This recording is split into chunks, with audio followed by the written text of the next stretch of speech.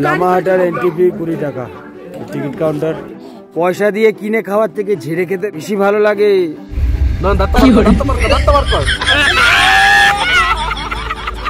খুব সুন্দর tiger hill, অপূর্ব দৃশ্য। লুকিয়ে লুকিয়ে লেবু ফাড়া হচ্ছে।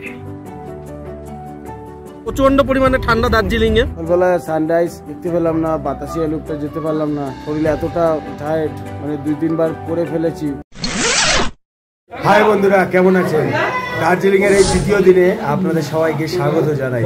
লামাহাটা, তাকদা, তিনচুলে এইসব জায়গায় যাবো। তার আগে করতে হবে টিফিন। চলে এসেছি টিফিন করতে। এই হচ্ছে সকালের টিফিন। চুরি তরকারি, একটা কিসের তরকারি,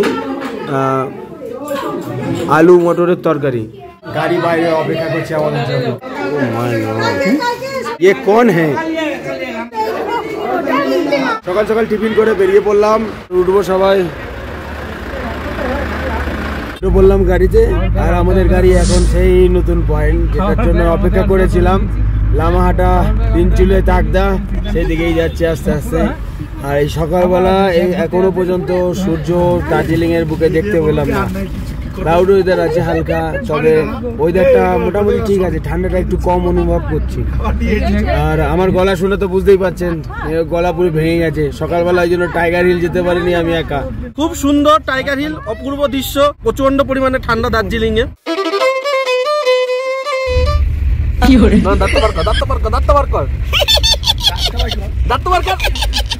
কেউ হাসবে ও হাসবেই না।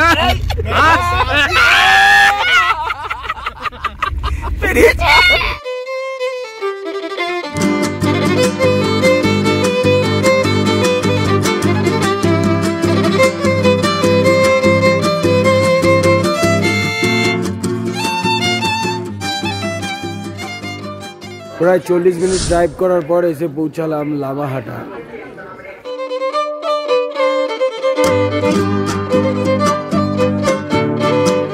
লামাহাটার এন্ট্রি ফি 20 টাকা টিকিট কাউন্টার।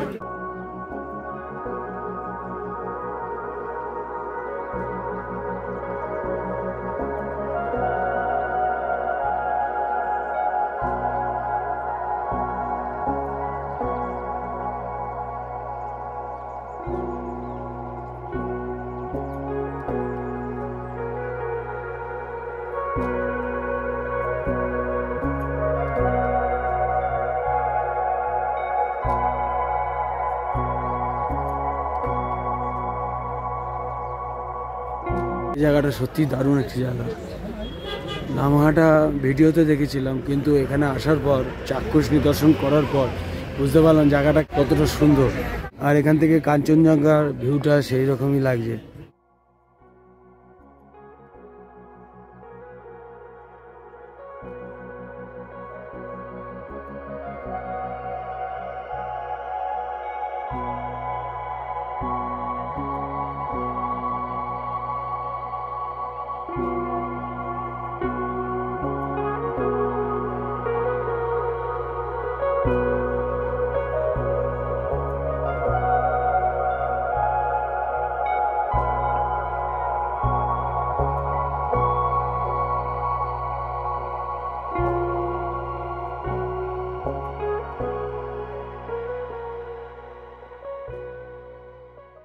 দার্জিলিং থেকে বেশিক্ষণ সময় লাগে না, মাত্র 10 কিলোমিটার এরকম ডিস্টেন্স।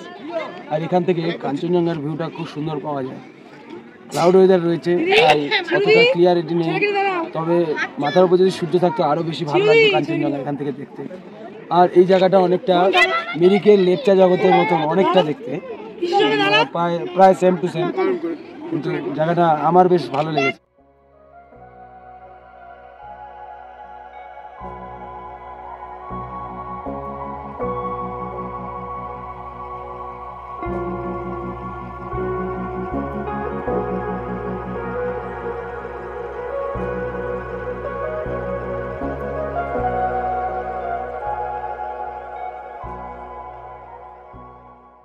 গতকাল থেকে হঠাৎ শরীরটা এতই খারাপ হয়ে গেছে, কথাই বলতে পারছি না, এমন অবস্থা। আর এখান থেকে কাঞ্চনজঙ্ঘা সেই রকম লাগছে, আপনাদের দেখাই, একবার দেখুন।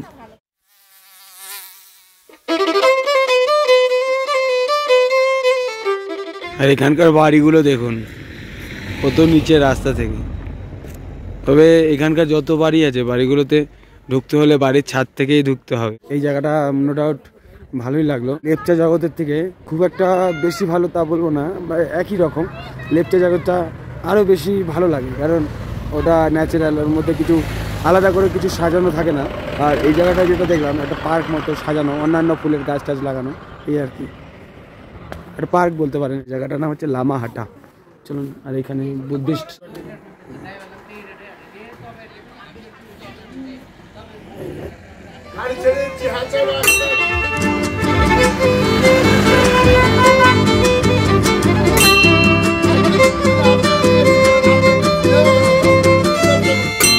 চলে এসেছি অরেঞ্জ গার্ডেন। এই হচ্ছে অরেঞ্জ গার্ডেনের ফ্রন্ট সাইড। এখানে একটা বিল্ডিং দেখছি, আর এই হচ্ছে টিকিট কাউন্টার।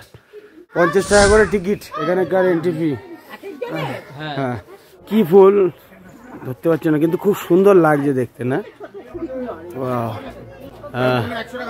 কি সুন্দর দেখুন ফুলগুলো। আমি যাই হোক, এই ফুল আমি প্রথমেই দেখছি। অনেকটা মিক্সড কাগজ ফুল টাইপেরই অনেকটা, কিন্তু খুব সুন্দর দেখতে, থোকা থোকা ফুল। এই অরেঞ্জ গার্ডেন আসার জন্য ওর করেই এলাম আর কি। সকালবেলা সানরাইজ দেখতে পেলাম না, বাতাসিয়া লুপটা যেতে পারলাম না, শরীরে এতটা টায়ার্ড, মানে 2-3 বার করে ফেলেছি নিচে। এখন ওঠার সময়ও করলাম একবার, মানে এই আর কি, শরীরটা এত টায়ার্ড। যেদিন আসছিলাম সেদিন থেকেই এই মুহূর্তে আছি অরেঞ্জ গার্ডেন।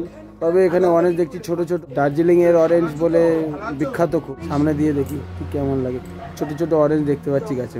এই হচ্ছে দার্জিলিং এর পাহাড়ের গায়ে অরেঞ্জ বাগান, অরেঞ্জ গার্ডেন। আর এখানে 500 টাকা ফাইন যদি অরেঞ্জ পারেন। তো সেই রকম লাগছে দেখুন, এই দেখুন অরেঞ্জ।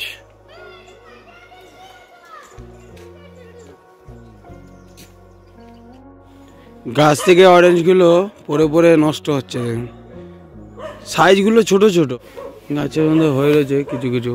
একটা লেবু পেলাম, গাছ থেকে পড়ে রয়েছে নিচে, দেখি টেস্ট করে কেমন খেতে। কাকা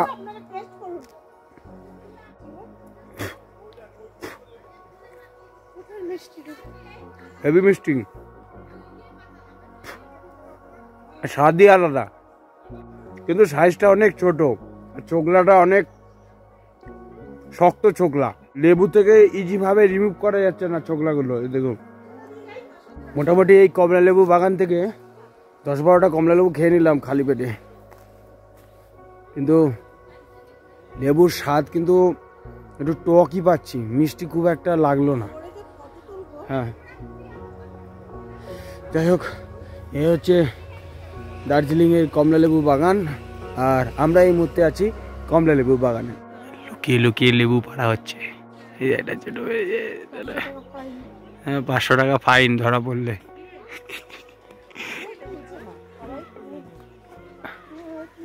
না আর দরকার নেই, ছেড়ে দাও। হয়েছে 4-3টে হয়েছে। পুচকি কি লুকিয়ে ঠেলো ঠেলো যেটা পড়েছি।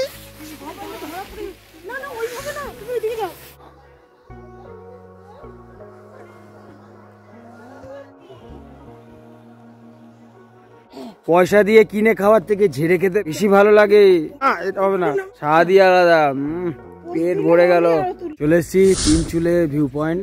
তো এখানে যেটা দেখতে পাচ্ছি, এখানে হচ্ছে চা বাগান, মানে ফটোশুট করার জন্য, রিলস টিলস বানানোর জন্য উপযুক্ত খুব সুন্দর একটি জায়গা। সবাই রিলস করছে, আমি দেখছি দাঁড়িয়ে দাঁড়িয়ে। আর এখান থেকে সেই কাঞ্চনজঙ্ঘার ভিউটাও সেই রকম পাওয়া যায়। ক্লাউড ওয়েদার, খুব একটা ক্লিয়ারিটিটা কম আছে।